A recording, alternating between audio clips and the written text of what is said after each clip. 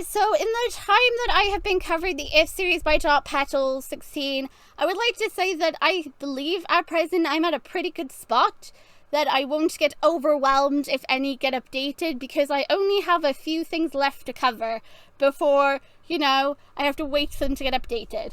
So let's recap. First of all, If Slumbertale is the newest one by darkpetal16, which I absolutely freaking love to pieces. And there's also a hidden Easter egg for me, and there's a Kingdom of Stars. I am happy. I get magic, I get star power, I am over the moon. No, I'm over the stardust over here. Either way, this game will be set up into 3 parts. At present, we only have part 1 available. In part 2, darkpetal has said that we'll be able to romance the characters. So until part 2 is out, we will not be able to romance any of the characters. So, that being said, moving on to If Underswap. At present, there is only 3 chapters. It stops before Hotland Lab. Now, at present, you can, romance 4 characters, and I have all the romance routes done up to that point. I only need to tackle friendship. I would also like to state that in this particular version of If Underswap, Flowey and Temmie have not been swapped. So, yes, Ezreal is still technically Ezreal.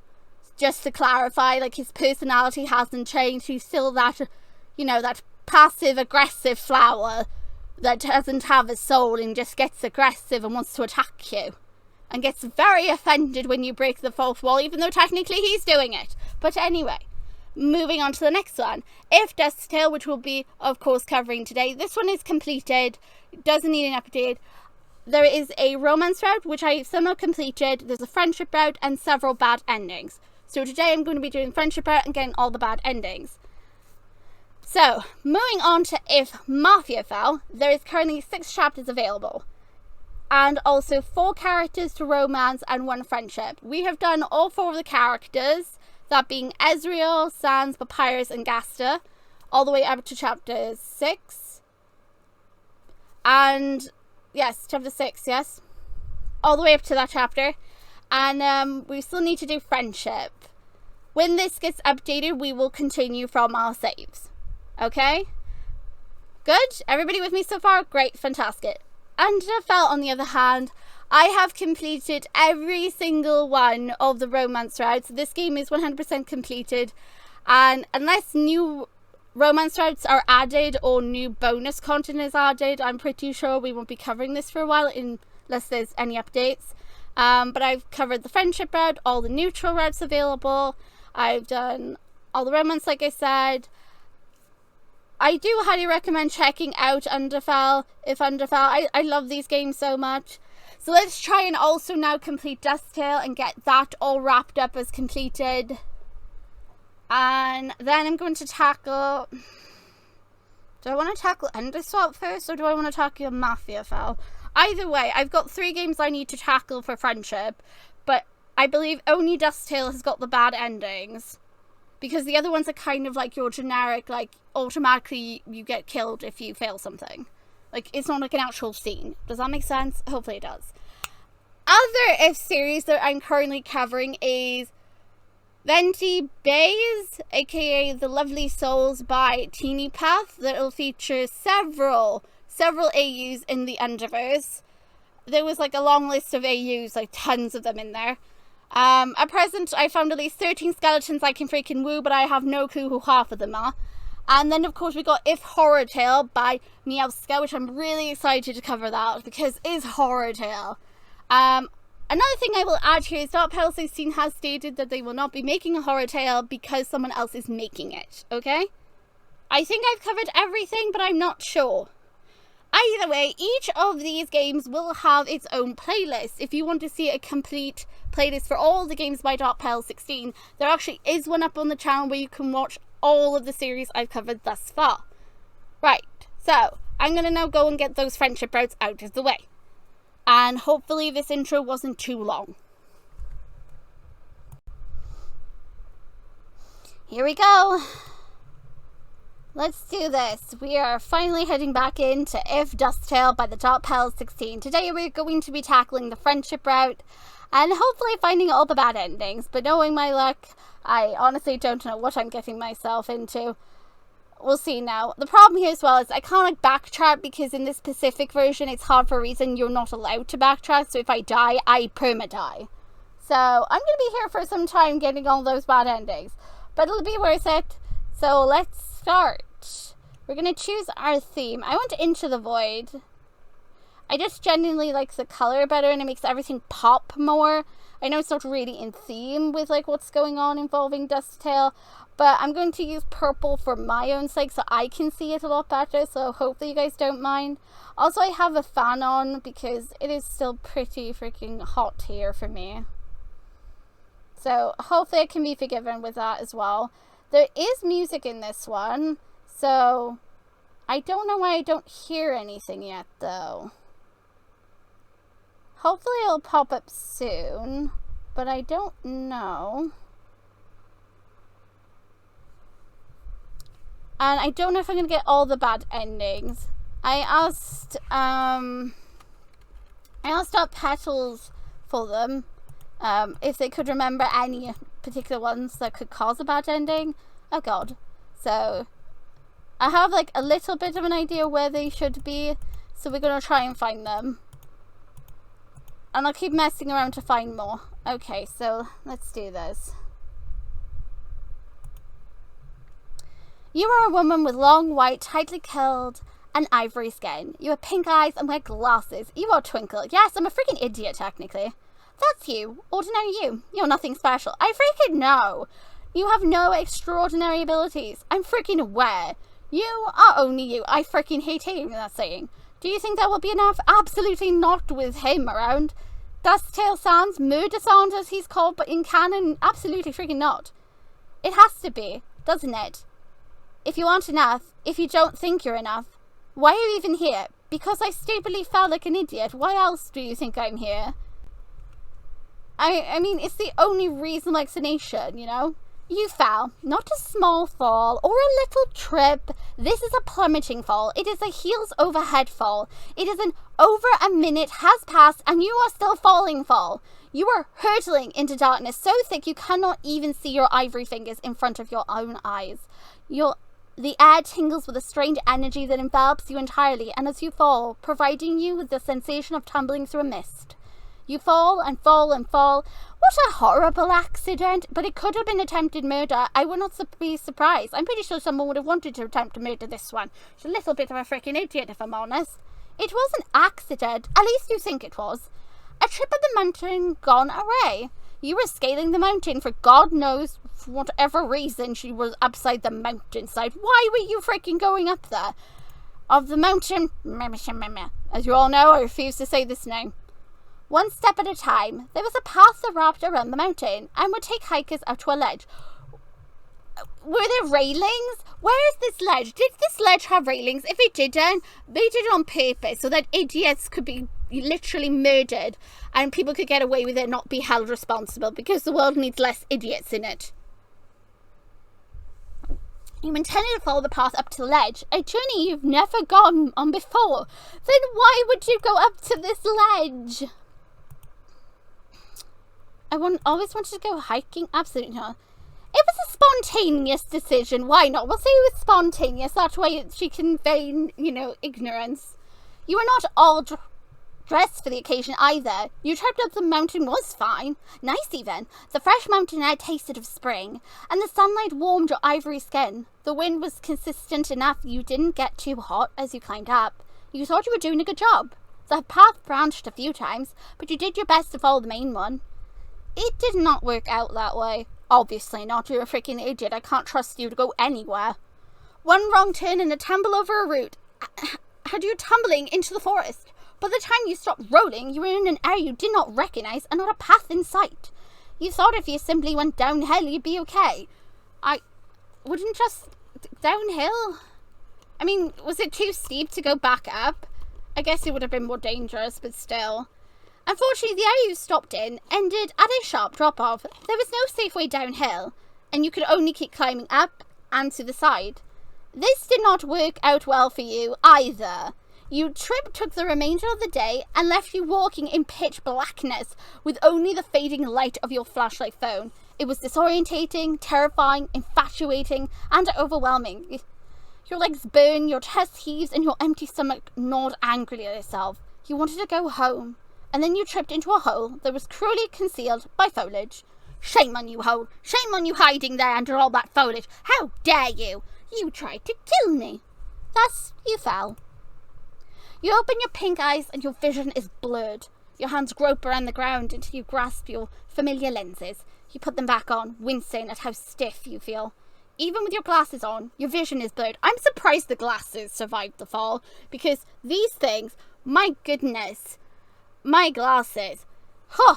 Anyway, every part of you hurts. It's a constant throbbing sensation of dull pain, and your limbs tingle with pins and needles. Even your curling your fingers send sharp pains through you. You blink, reflective tears burning your eyes, an attempt to clear your vision. Each inhale is a hiccup, a stutter of air. Trust me, I'm going to be freaking blubbering like a baby through this, so this is only just the start. It's fine. Be crying now. You might as well just get it all out. Your whole body had received a painful shock from the landing, and it's adjusting. You lay there in a daze of hazy discomfort for who knows how long. Minutes, hours. You haven't been paying attention to the time before you fell, so even if you knew the time, now you can't use it as a reference. Eventually, your breathing evens out and the pain dulls enough that you can force yourself to sit up. You look up at where you fell. There is the barest sliver of light that peeks through the foliage. It's far too high for you to see anything more than a silver dot. How far did you fall? It felt long. You couldn't be right, though. That couldn't be right, though. You're alive. Injured, hurt, but alive. You reflex your hands. It's like someone wrapped 100 rubber bands around each finger. You turn your neck. Oof, that sharp pain. You hiss out in pain. You try to stand, your knees nearly giving out. They are surprisingly weak and wobbly. Your head spins faster than a swirling ice skater. It takes all of your willpower not to fall down again. The smallest bit of light, you try to find your phone. It is not easy in this darkness, especially when every time you turn your neck, you feel a sharp jolt of pain, and that makes you cringe. You get on your hands and knees and force to grasp around the grass and the flowers in search of the smooth plastic case around your phone. There! You found your phone. The screen lit up, and as soon as you turn it on, no signal. Which is not a shock. It's half a battery. Not bad. You turn the flashlight on and survey yourself. I'm honestly surprised the freaking phone survived that. Then again, my one survives that. Let's see. Your dress you're wearing, you showed the mess of scratches. Sure, we'll wear a dress. Why not? My character said she wasn't ready for it. We'll put her in a dress. Your bare legs are a mess of scratches and bruises, and the dress you are wearing has done nothing to protect you. The blood slowly drips down your leg. Most of the cuts are shallow enough. They have already stopped bleeding. The dry blood is caked on your legs and pulls at your skin with each movement. You move your phone light up to your arm. Oh god. Let's see. Your sleeves only have a few tears. The sweater on top of your dress protected your skin decently. Unfortunately, you go to touch your face to feel for any injuries. Your cheeks sting when you touch it. Your hand doesn't come away with blood, so it's concluded it's bruised. Yeah, which is, thank goodness it's only bruised, because imagine if we'd gone down and we were bleeding. That's the last thing you need, is to get blood coming from your head. You touch around your head. A needle-like burn immediately pierces you when you touch the back. It comes away sleek with blood. Never mind, I completely forgot my character does, like, crack open the head, don't I? Oh dear. Oh. You aren't doing well. You aren't doing well. Head injuries are always alarming, but it could be worse. It could be best if you It would be best to sort out help as soon as possible. Help where? I'm in the kingdom of freaking ashes and my character doesn't know. Trust me, there's no one that can help me down here. I'm already starting to cry. No, I remember this. Oh god, I'm not ready for this. I get emotional. Do I have to? Can I just say I did cover this one? Do I have to? Can I choose not to? Okay. You take a tentative step forward and you move your flashlight to shine out in the darkness. You can walk. You are bleeding, in pain and utterly alone, but you can walk. Are you alone, though? The spirits of the dead are always with you. The spirits of the fallen idiots from previous games will always be there to be your guide. They can be your freaking fairy godmother. I don't goddamn know. This could be worse. You want to focus on staying positive. Right. You can do this. With the light of your flashlight, you start to look around. You land in a bed of... Ugh. I hate those things so much. They've grown under the slim sunlight that peek through. They are unlike any flowers you've seen before. They appear cartoonish with their big petals and languishingly sway in the non-existent wind. You shine your flashlight around, and the cave floor is smooth. It is a dark grey. The cave wall climbs high above you, and a lot of it is almost smoothed over. It looks like this area was a created tunnel, not something naturally formed. You can't recall there being any mining operations there on the mountain. It was near pristine on the outside. When was this cave carved out? Could there be other people here? No, there is not. If there was, I wouldn't be upset. Oh God. Call out. See if anyone's around. You call out. Oh God, the sound has returned. Oh Christ. There is no response. You shine your flashlight around the cave. Oh God, the ambulance has kicked in. I hate when it kicks in. It's freaking creepy. I don't like it. Stop. Game, no. Game, stop. Game, no. Game. Oh God, help me when we get to heartbeat and the freaking footsteps. It's gonna freaking creep me out. I'm not ready for this. You shine your flashlight around the cave. You can only see one way forward, the dark tunnel. You enter a long, dark corridor. It is made up of dark, cracked stone, and there are numerous fractures running along the walls and ceiling. You run your hand along the wall and find that it is rough and crumbly. As you progress, the dark grey coloured slowly transcedes to a deep purple. It's quiet, painfully quiet. The cave noise is uncomfortable. You can hear your heart pound in your chest. Stop doing that. Each step you take is echoed by it. You never thought your heart could sound so loud. A dozen steps forward down the tunnel, and you start to wonder if the echo of your footsteps are only yours. That must be, right? It's only you down here. It's only you, your heartbeat, and this darkness. You keep moving forward. You leave the tunnels, only see another empty cavern. A glance around shows it similar to where you fell, albeit much larger. On the floor there's a notable difference in the shade of purple, a lavender path. You drag your foot across the path. It is mostly smooth, like the rest of the flooring. Each step further in is met with an echo of your footsteps. The halls and the cabins of these caves are massive and empty. Someone must be around though, right? These tunnels were made. You weren't alone. You can't be alone. The sound rattles your nerves and you walk. My heart is hurting so much already because I know what we're gonna find and I don't want to. It hurts. That's not what hurts for me. The impact from the fall hasn't made this journey easy. You also have several injuries, but if the scratches are small, you don't think you need stitches. The amount of them is starting to affect you. It's getting hard to put one foot in front of the other. The scratches on your skin sting like lemon juice on a paper cut. It nettles in the back of your mind, a constant needling discomfort. Moving your muscles is a battle of wills. They throb and protest with each use. Are you making the situation worse by walking? No freaking kidding. You wouldn't even know if this way will lead you out. What if this turns into a labyrinth and you can't go back? Will you die down here, alone and in the dark? Who would find you? Who would look for you?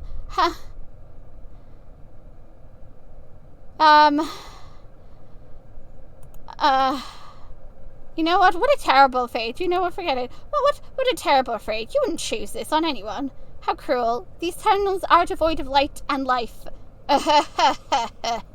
They used to have life. You imagine what it would be like to never see the sun again, to never know the warmth of your ivory skin, to never know its warmth on your ivory skin, to never feel the wind through your white hair, to never taste the crisp autumn air, to never hear the birds singing in springtime.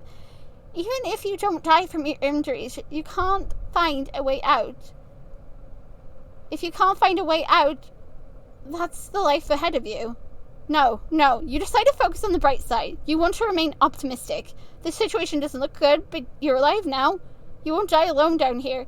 You grip tight on your phone as you continue to walk. You first drop. You hear, makes you jump. The sound of water dripping down the side of the cavern wall startled you. Your heart jumps to your throat. Your whole body tenses from the unexpected sound. It is the only noise in the underground cavern. Each time the water hits the ground, its echoes reverberate throughout the room. You shine your flashlight on the water and watch it fall for several seconds. The ceiling is too high up to try and spot a crack. You see the water slide down one of the stalactites, but that is as much as you can see. You let a slow breath. Your heart returns to its normal beating. There must be another hole above. How many ways are there into this cavern? Actually, why isn't this cavern well known? You've never heard of there being a cavern in that mountain before. The only thing the mountain is known for is its hiking spots. Many years ago, there was superstitions around children missing, and yet you still went up this stupid freaking mountain, so serve your own right, you freaking dumbass. But this was well before your time. It's fine if kids went missing there years ago. I'm sure nothing will happen to me if I go up that same mountain. No one has gone missing on the mountain in a long, long time. Until you, that is. How do we know, though? What if people are missing and just no one's reported it? If there's more holes at the top, then surely there's another way out. Your head throbs painfully, reminding of your injuries. All you can do is continue on and hope for the best, and you move down the tunnel. Down another tunnel. Your flashlight flickers. You nervously check the battery. It's halfway full. It hasn't gone down much since you last checked. You continue forward, picking up your pace as much as you reasonably can. Your footsteps crunch into something. Oh no. Oh no. Oh no. For the first time in several minutes, you step onto something other than cave rocks. You look down, and in front of you, it looks like ashes. The greyish-white sand-like substance. That's weird. No, it's not weird. You step out of it, and an easy feeling in your gut. You take a look around, curious to see if you can find the source of the ash. All you see are dark or purple stones. Nothing around you is close to that off-white color. Nothing could match that color. What could have created it?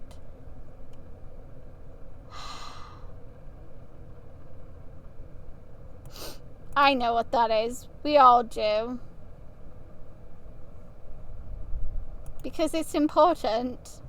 You feel strange about this. You can't put your finger on it, but this feels important. There's a knot in your stomach, a sense of wrongness tickling the back of your neck. You give the pile of ashes a wide berth. The situation feels uncomfortable.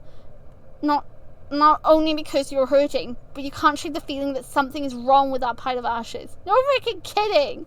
If this was a horror movie, this would be the time the audience learns about how the ashes is really something sacred, or a warning sign from some kind of horrific monster up ahead. No, it's the sign of a dead monster. It's literally the remains. You really, really hope that that's not the case for you. Monsters vanished from the world centuries ago. You doubt you run into them here. You just did, just not in the form you would expect. Really? What are the odds? You continue down the tunnel. I can't. This is so freaking upsetting. Your eyes are tired. They've been constantly strained from your struggles to look through the darkness. Your phone flashlight is decent, but it's still dark down here. It probably doesn't help that you hurt your head from the fall, and you can feel the blood slide down the back of your neck. You push your glasses up for a moment to rub at your eyes. Reopening them, you're startled when you realize you have to step into another pile of... You just stepped into another pile of ashes. Oh, Christ. Are they stepping into Frogger or Whimsy? Who is it? Vegetoid? Is Vegetoid the other one down there? I'm trying to think. It has to be Vegetoid, Whimsy... What monsters are all in the ruins? Peeps, name me all the monsters in the ruins. Who's everybody in here? Am I forgetting someone? Washer was not in here. Washer was in Waterfall. Is Washer in the Waterfall? Yeah, he is, right? Oh, they are. Gosh.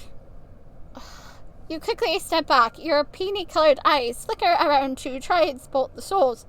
The light from your phone moves quickly as you check each other area. Nothing to the left, nothing to the right, nothing on the ceiling. There's not a single thing around that matches that colour. It's as if someone dumped a pile of it in a random spot. A chill grows down your spine. The knot in your stomach twists itself tighter. You hate this. You can't explain why, but this ash deeply unsettles you. As with the last pile, you walk widely around it, and then you see another. You feel nauseous. Trepidation keeps you on your toes as you walk around another pile. A foreboding blanket of uneasiness settles over you. It chills your skin like a cold fog. Every part of you is filled with dread from this ash. It is unexplainable. You have no rational reason to be so disquieted and alarmed by some ashes on a cave floor. You have every reason to be. You have to admit that it's odd to find, but it doesn't warrant the level of anxiety it gives you. Yes, it freaking does. Your heart beats loudly in your head again, drowning out the suffocating silence of the cave. You restlessly shift your weight side to side as you stare at the latest ash mound. The light shakes. Your grip on your phone is no longer steady. Step around the pile and you go to the next cave. Apprehension pricks your mind. Your whole body feels jittery. More and more piles of ash are spotted, and you cannot notice them now. You walk around each one you find, carefully not to disturb them. You wonder if you should feel silly for your concern over dust. Maybe that hindrance is affecting you more than you realized. Maybe it's just the atmosphere, the ending silence and darkness. You can imagine what it'd be like to stay down here for much longer. You hope you find your way out soon, and a sharp throbbing in the back of your head makes you wince. You stumble in your walking and nearly drop your phone. Black spots dot your vision and you blink them back. It takes several long seconds to clear your vision, and a long sigh slips out. You exit the tunnel to find another cavern. You almost can't believe what you're seeing. You are in a cave. You are in a cave inside the mountain where no caves are listed. It's a freaking mountain. Of course there's going to be caves. That's how freaking mountains work. You fell into this cave by complete chance, and for some reason there is a house. Oh my god, no, not the house. Not that. I need water. I need water. I need tissues. I can't. I cannot. I can't. No. I'm way too sensitive for this. Oh god. My voice is shaking. I can't stop shaking. I hate this one. I mean, I love it, but I hate it as well because it makes me feel and I want to cry. I don't like this.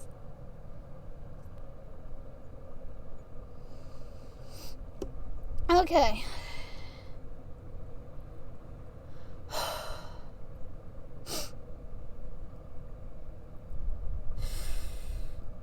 Alright, I'm okay. There is a house in this cavern, an actual honest-to-goodness house. There are 2 sets of gravestone stairs that lead up to a purple bricked house. It is such an unbelievable sight. Your mind goes blank. Hope surges through you. A house means people. People mean help. You almost run, relief carrying you up the stairs and to the front door that lies wide open and beckons you inside the darkness, and you enter the house. From your phone's flashlight, you can see that it looks surprisingly mundane for a house in the depths of a cave. In fact, it looks so ordinary that you reflexively look around for a light switch. You see one on the side of the wall. Really though, what are the chances? And you flip the switch and the light comes on. The floor creaks under you, and the front room has a wooden floor. Ahead of you are stairs that seem to go down to a basement. To your right is a hallway, and to your left is a living room. There are railings wrapped around the stairs, and between them and you is a long, high table. There are several framed pictures on the table, and your brow frowns at the occupants. There are 3 goat-like monsters and 1 human child. Monsters? History told you that monsters were banished centuries ago. Banished? Could it be? Were they banished into this mountain? Surely something that important would have been mentioned in your history textbooks. Unless no other human knew. Your eyes roam to the other framed pictures. There are more pictures of the goat family with their human child. A lot of pictures are just the children. This must be a family home. You feel ashamed at intruding. Given the circumstances, you hope the owner will be understanding. Oh my god.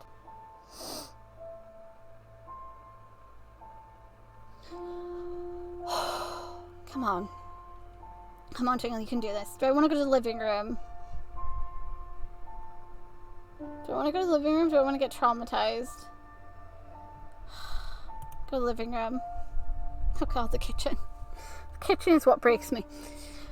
There is a long wooden table with a few chairs around it in the left corner of the living room. On the right side there is a large, comforting-looking recliner situated near a fireplace, and there are several bookcases filled with books pressed against the wall.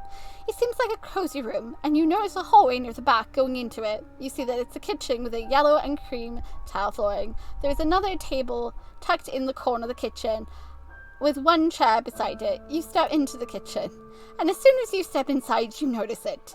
Ash is particularly on the table, partially in the chair, and the rest is on the floor. It's as if someone was sitting there, as if someone had died there. Your heart pounds in your chest at a sickening realization coming to you. It couldn't be, could it? Yet you feel faint. You take a stumbling step back. Ashes, their remains, they died here. That family. You raise your voice and call out, panic anxiety making your voice high-pitched than normal. You want to be wrong. You want to be mistaken. You call out as you search the home, but no one comes. You have to concede here. You have to accept this truth. The ashes are the monster's remains. They must have died in this cave, alone, isolated, trapped, banished, and wanted. It tears at you, jaggedly cutting into your heart. The wind is knocked out of you, your world darkening at how horribly unfair this feels. There's a lump in your throat and you swallow back down. You are not falling here. Who would have known how cruel? Your breath quickens. Your insides being ripped apart at this tragedy. These poor souls. You close your eyes and your heart aches more than any other injuries now. What can you do?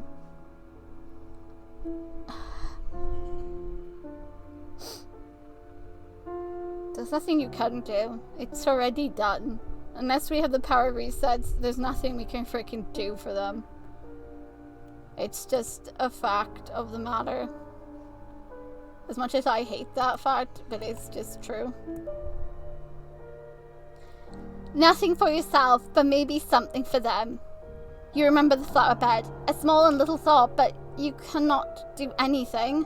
Not when you know the truth, not when they're already gone so long without this much. It's difficult for you, audaciously and painfully, to force yourself to start walking again, but it's not impossible for you. You leave the house.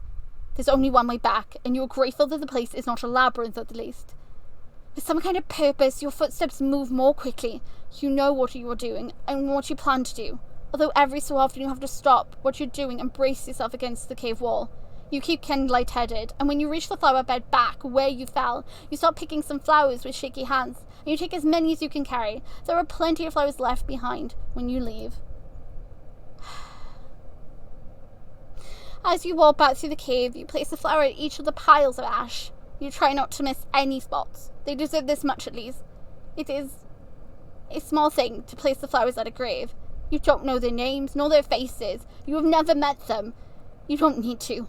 They were living, breathing beings who had families and loved ones. That alone validated their existence to you. Their death should mean something. Otherwise, it's just...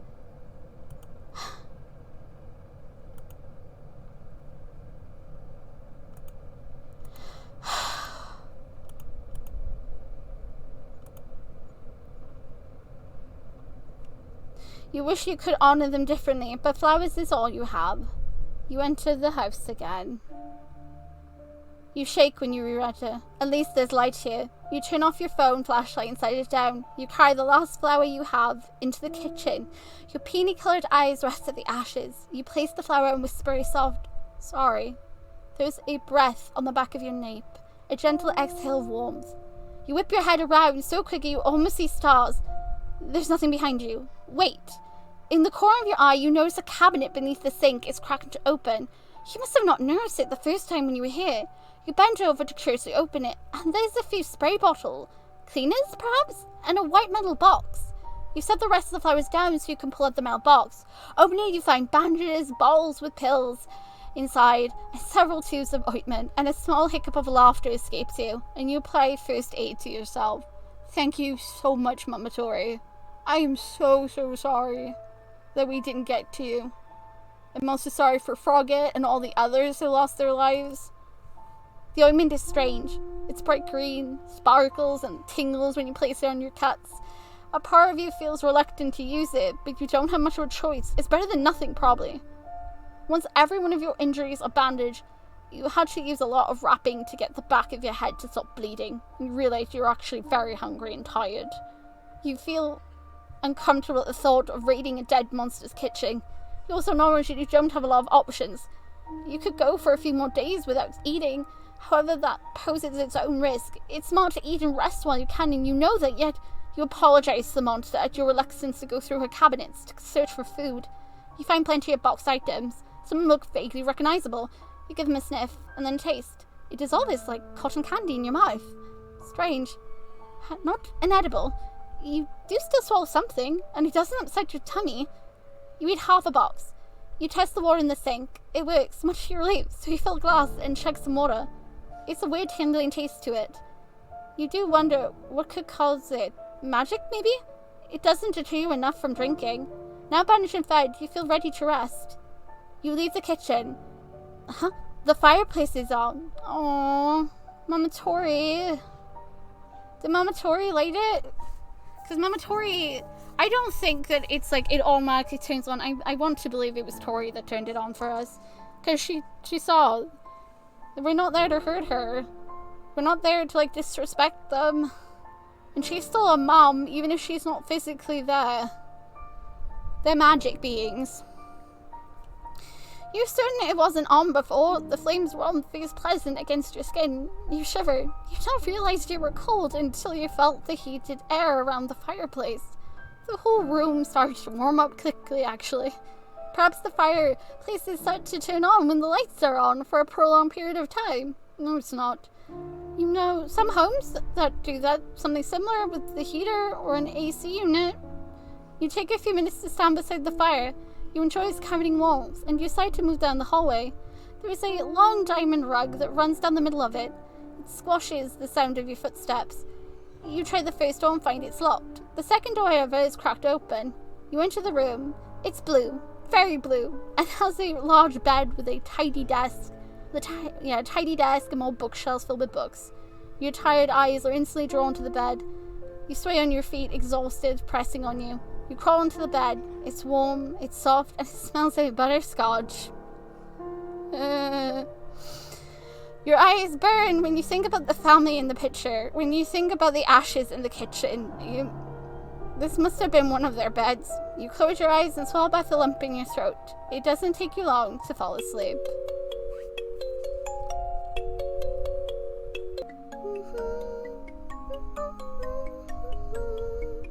This music really does suit Tori.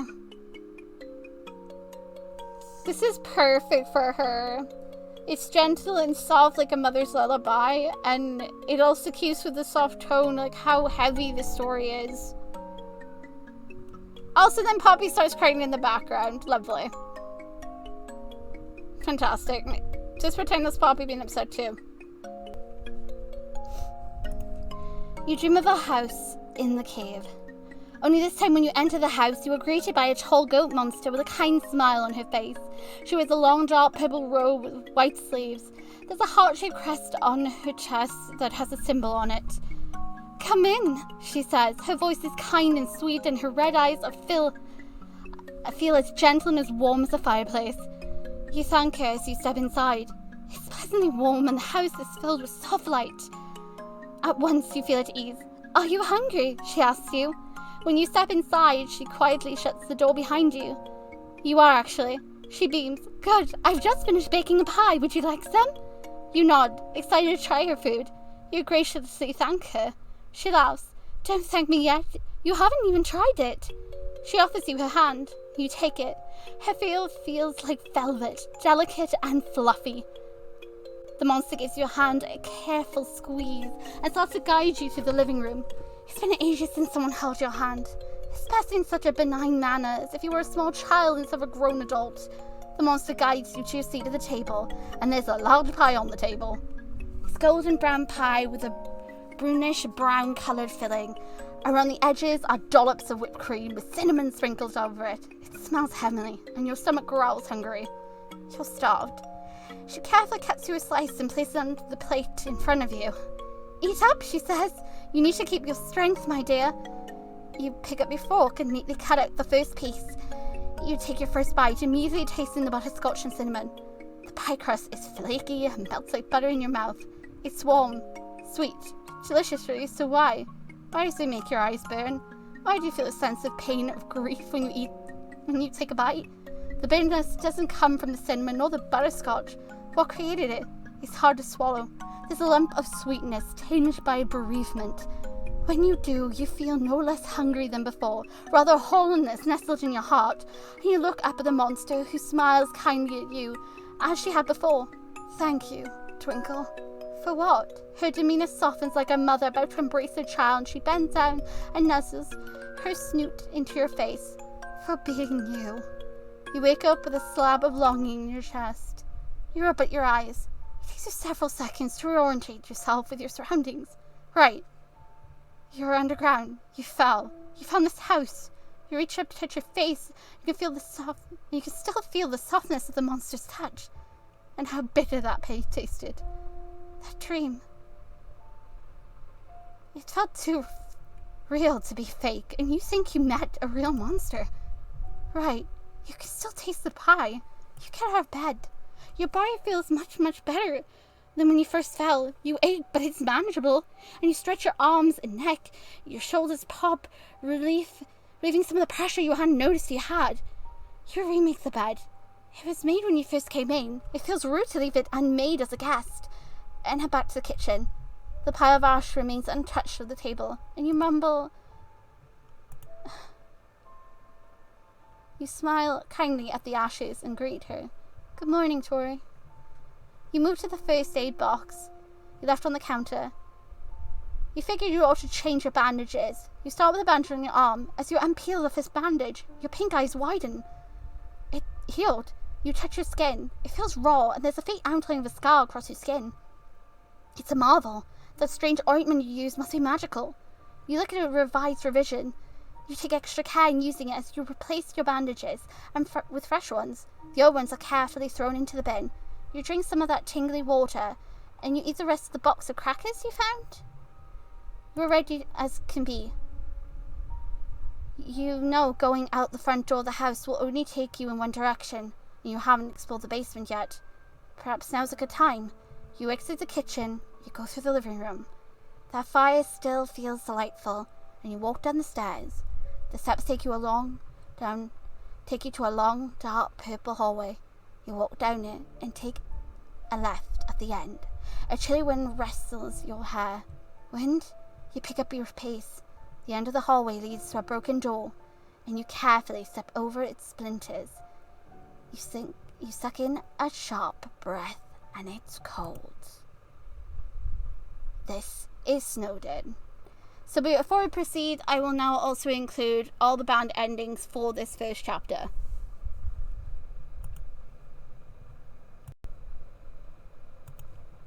You fell. Not a small fall or a little.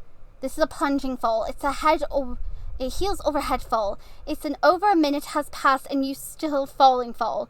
You are hurtling into darkness so thick that you cannot see your ivory skin in front of your own eyes. The air tingles with a strange energy that envelops your entirety as you fall, providing you the sensation of tumbling through the mist. You are falling and falling, and you thought it would have been over by now.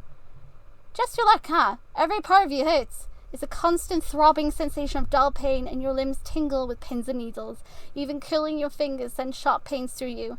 You blink, reflexing pain burning as your body tries to help clear your vision. Each exhale is an hiccup and a stutter of air.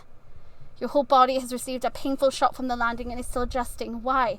Why couldn't you have landed on your head? You don't want to die painfully. There's another thought for you to sit up, to look at yourself, to see if maybe you could live. Stay down. That's right. Why even try? You close your eyes. You're so tired. So tired. When your mind starts to slip away, you don't fight it. Like falling asleep. Except you don't wake up.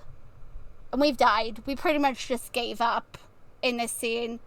Like literally that's it. That's over. We're done. We just gave up. You can just die right at the start from just literally giving up and not doing anything.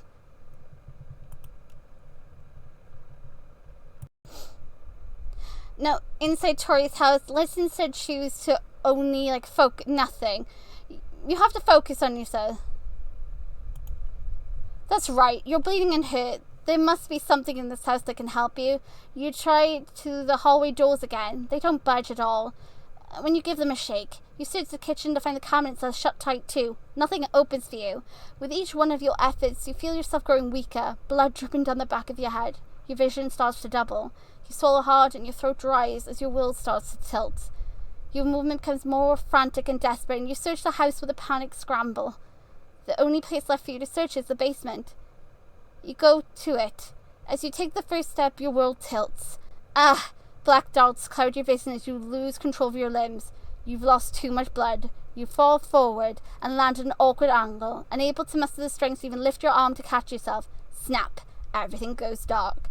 So because we weren't respectful and we focused just on us, karma came in the form of, now you can't open anything. Tori's not impressed with your behaviour. This is what you get for being inconsiderate of other people's feelings. You should respect ashes. So yeah, those are like 2 horrible ways you can die. To be fair, this one is far worse than the other one. I'm not sure if there's any other way you can die in the first chapter, but those were the only 2 I found so far.